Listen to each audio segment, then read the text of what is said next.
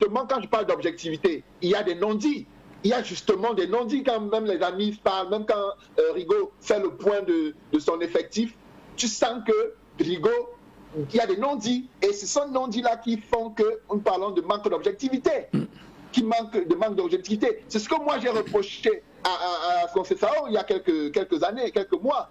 C'était justement cette opacité sur certains joueurs. On t'appelle aujourd'hui, on te dit Choupo-Moting doit s'échauffer parce qu'il y a la boue. Et quand toi tu analyses, tu dis ça ne tient pas la route. On te dit non, Choupo-Moting est blessé, mais tu vas investiguer, tu te rends compte que non, le gars, il n'est pas blessé. On te dit là le Covid et qu'il y a une loi en Allemagne qui dit que. Et puis tu te rends compte que jusqu'au jour où le petit a pété les plombs. Choupo a dit, mais ça c'est maintenant un manque de respect. C'était lorsqu'on a été éliminé à Yaoundé face à l'Égypte. Donc, quand nous on attire l'attention, c'est parce qu'on se rend compte qu'il y a des pièces qui manquent au puzzle. Ce n'est pas cohérent. Et c'est en train de recommencer. Ce que j'ai reproché à Conceição semble recommencer. On ne peut pas avoir les meilleurs joueurs du monde et ils ne viennent pas.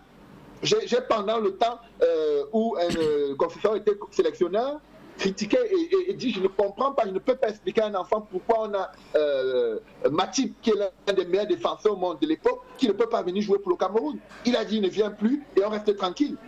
Aujourd'hui c'est en train de recommencer. Hier c'était Matip, aujourd'hui on dirait la même chose d'André Onana et les explications qu'on donne ne me convainc pas. Ça ne me convainc pas. Aujourd'hui, Enzo Tato, il n'est pas venu parce qu'il est blessé. Choupo, en passant, n'est pas venu parce qu'il était blessé. Officiellement, mais on a vu un Choupo gambader comme un lapin hier avec le FBM. Donc, il faut dire que quand tu suis ça, quand même, tu commences à te dire qu'il y a quelque chose qui n'est pas dit à tout le monde. Il y a quelque chose qui ne tient pas la route. Dans cette vidéo que vous venez d'écouter, le monsieur a même été très gentil. Lorsqu'il dit qu'il y a des non-dits, pour moi, il est très gentil. Moi, je dirais qu'il y a plutôt même du mensonge. Il y a du mensonge autour de cette équipe nationale. Il y a beaucoup trop de mensonges. À la Coupe du Monde, on nous a fait savoir déjà que Olivier Cham était blessé. Et lorsqu'il est rentré en club, il a directement commencé à jouer. Cette fois-ci, contre la Namibie, Kemen fait un match impeccable où il marque. Il sort pratiquement l'homme du match. Il est le seul qui sort du lot. Et au match retour, on nous fait comprendre que Kemen est blessé. Kemen ne peut pas jouer. Mais malheureusement, Kemen est sur la feuille de match. Comment se fait-il que Kemen est sur la feuille de match, mais n'est pas titulaire, mais ne joue même pas? Pareil pour Olivier Cham. Depuis la Coupe du Monde, on avait cru qu'on pouvait constituer un milieu avec un joueur comme Zambo Anguissa. Autour de lui, Olivier Cham, qui a fait ses preuves, qui jusqu'ici est en train de prouver. Et à côté, on a découvert dernièrement Olivier Kemen. Olivier Kemen, c'est la troisième personne qui pouvait jouer dans ce milieu. Mais Rigobert Song nous dit que Kemen est blessé. En fait, c'est comme s'il y a du mensonge. Parce qu'on ne comprend pas. Kemen a fait une belle performance à l'aller. Au retour, tout le monde s'attend à ce qu'il joue. Mais malheureusement, il ne joue pas. On nous dit qu'il est blessé. Il y a trop de mensonges dans cette équipe. On ne nous dit vraiment pas la vérité. Et c'est à cause de ça que beaucoup vont décider de fuir la sélection. On a le cas de Jean-Pierre Samé. À l'heure actuelle, Jean-Pierre Samé, c'est le meilleur buteur camerounais en club. Jean-Pierre Samé est allé à la Coupe du Monde. Jean-Pierre Samé n'a pas joué la moindre minute en tant que meilleur buteur camerounais en Suisse. La Suisse, c'est pas quand même un championnat exotique.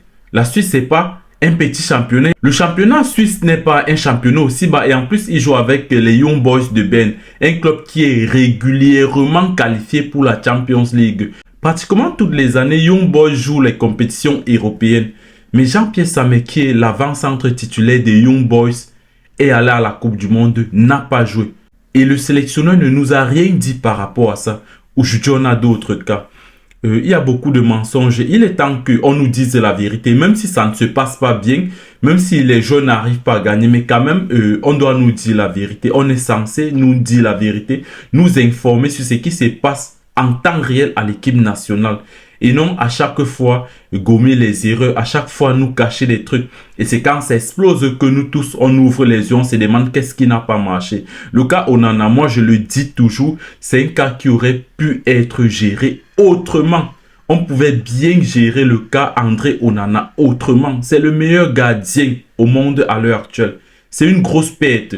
Ses coéquipiers sont en quelque sorte muselés. Ils ne peuvent pas réclamer, ils ne peuvent pas parler. Ils sont muselés, ils ne peuvent pas parler. C'est une grosse perte. On ne sait pas qui est le suivant après. L'équipe nationale, c'est pas l'équipe d'une personne, c'est l'équipe de tous les Camerounais. Et on doit rendre compte aux Camerounais à temps réel. C'est pas une entreprise privée. C'est pas la chose d'une seule personne. Elle appartient à tous les Camerounais. Donc dites-nous exactement ce qui se passe au sein de l'équipe nationale. Là, au moins, on va se poser moins de questions. La gestion de l'équipe nationale du Cameroun doit être transparente.